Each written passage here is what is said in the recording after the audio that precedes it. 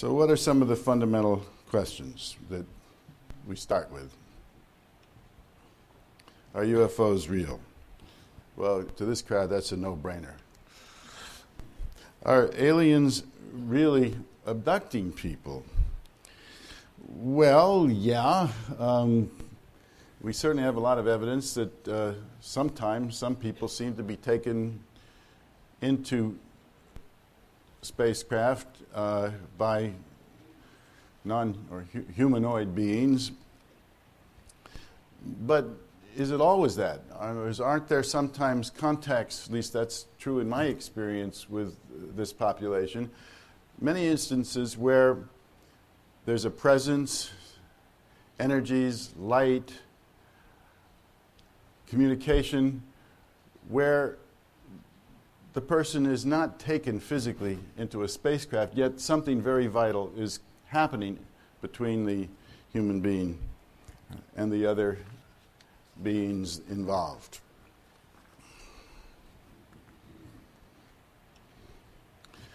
Why is this happening? Why are they coming here?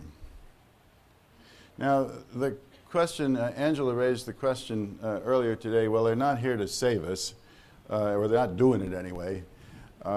And that's right, but there may be another way of thinking about it.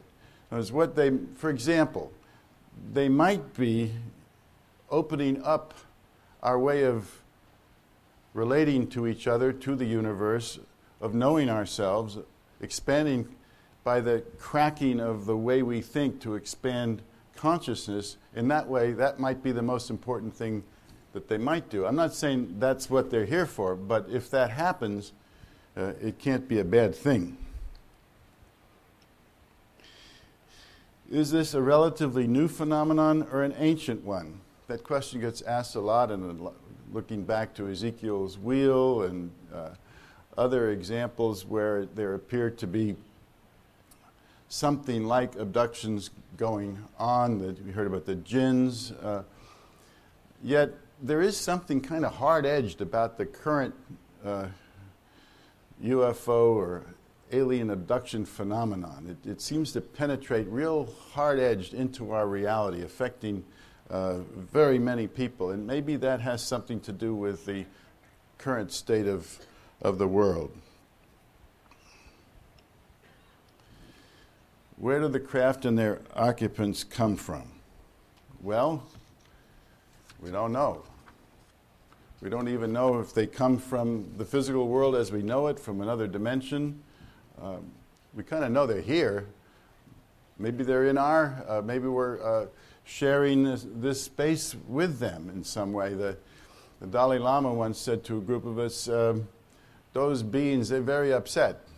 That's why they're here, because we're disturbing their spiritual and physical environment.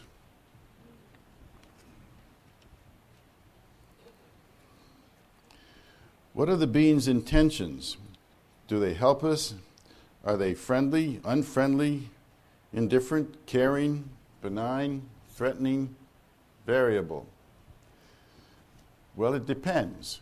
Sometimes one or another. But more important than that, I think, is the invitation they give us, and I'd like to share, that to look at the anthropocentrism of that way of thinking. In other words, it looks at it in terms of, are they good to us or not? It doesn't look at what are we up to and who are we, and could we be a problem, for instance, not only on the Earth but in the galaxy. I get some information that we don't even get. The galaxy doesn't think very well of us. I mean, our reputation has extended quite far.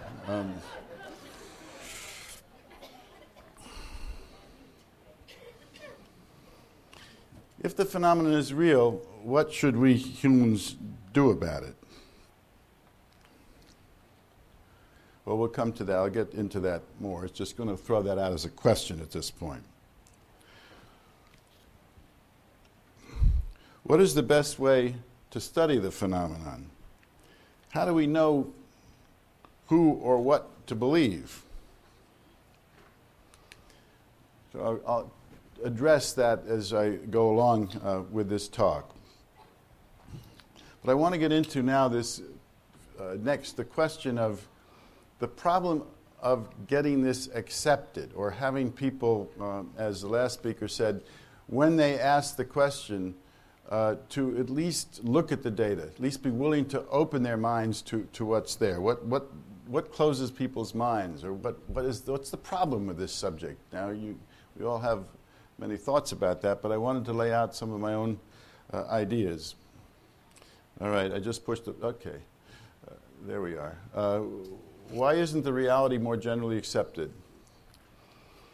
What are the resistances? Blanket denial, variously motivated. It's widespread. Just, I don't believe it. Doesn't matter what you tell me. It's not possible, and let's not even talk about it. Now, this one's more interesting. If UFOs exist, but the idea that strange beings are abducting people is beyond believing. Now, you've heard about my Harvard entanglement. The committee that investigated me for 15 months in 94 and 95. And I don't talk about it a lot, but in this context, I think it's worth thinking about a little bit, or telling you a little bit about what I mean, why I'm bringing this in here. At one point in the,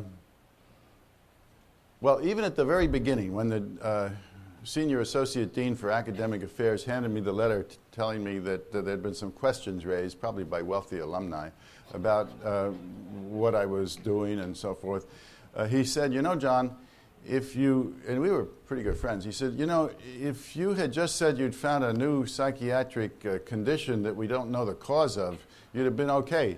It's because you said it meant we might have to think about reality differently that you got into trouble. Now, he didn't realize that by saying that, he was coming from the assumption that our knowledge of reality is fixed, and that if you do anything to shake that up, that's deviance or heresy or whatever the words we have for those things. At one time, in the course of the case, the lawyer for the president of Harvard said to my lawyer, well, what do you think it's like for the dean of the Harvard Medical School to watch on Oprah Winfrey one of his professors saying that little green men are taking men, women, and children into space? Now, I don't think the dean of the Harvard Medical School ever watched Oprah Winfrey, nor have I, of course, ever referred to any of these beings as little green men. But in that statement, you can sense the anxiety that this must have stirred up at the higher levels of the university.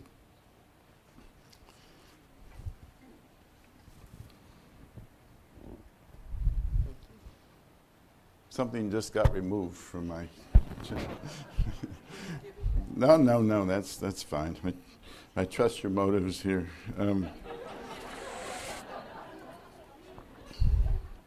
Now, some people may accept a lot of things, but somehow this phenomenon crosses a boundary for them. It just goes beyond what they can believe. I've seen that with this. I've seen that also with the crop circles. I have a friend who's a psychology professor who's very open-minded, and she's a person who's done research on hypnosis and non-ordinary states of consciousness, a real explorer. And she totally didn't believe in this whole crop circle thing, and she'd heard a little bit about it. So I showed her some of the pictures, and she looked at that, and she said, I've got no place to put that. Now, she was being honest, because what she was doing was she was acknowledging the way a worldview prevents anything new from coming in. But most people don't even acknowledge that their worldview is determining what they think, what they feel. They think they're talking about something based on an argument. I mean, I don't know about the Billy Myers case, but I sure know that my worldview had no room for UFOs